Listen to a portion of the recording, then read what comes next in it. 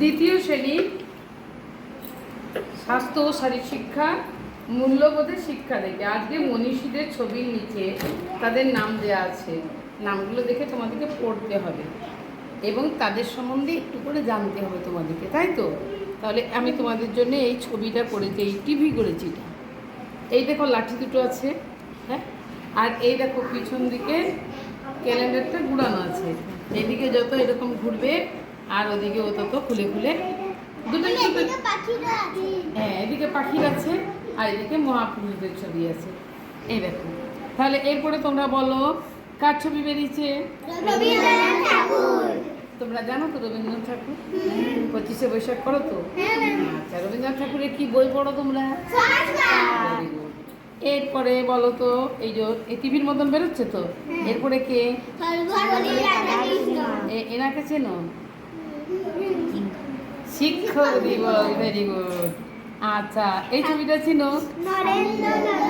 নরেন্দ্রনাথ দত্ত কে গো? স্বামী বিবেকানন্দ। স্বামী বিবেকানন্দের বাড়ি বলো একটা।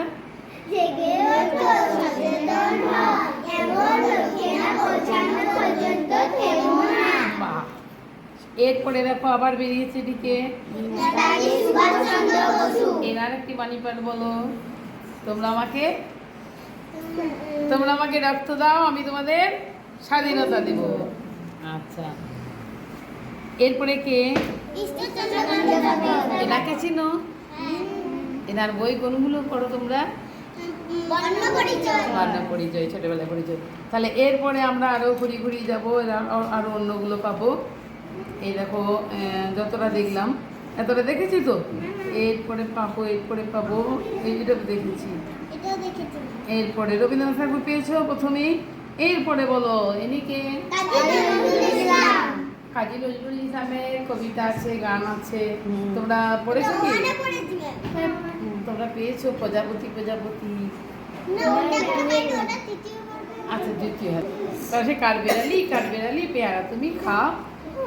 হ্যাঁ, এইটি কার ছবি? এনাকে চেনো? এনার একটি গান বলো তো।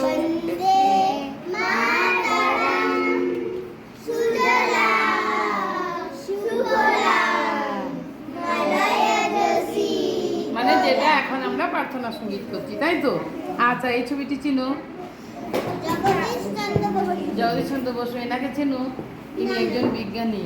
ইনি বলেছিলেন কি গাছের প্রাণ আছে। এই ছবিটি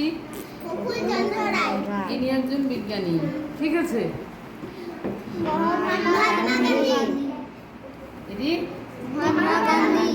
মহাত্মা গান্ধী।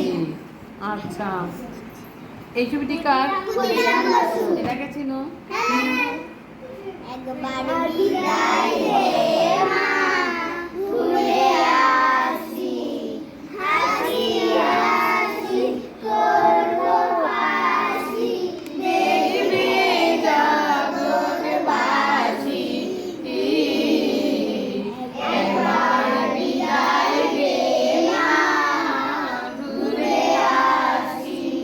তারপরে কি হয়েছিল জানো?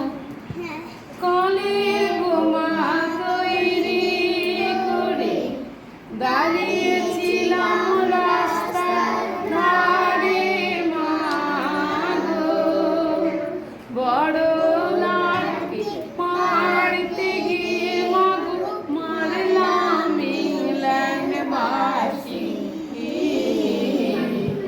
একবার বিদায় দে।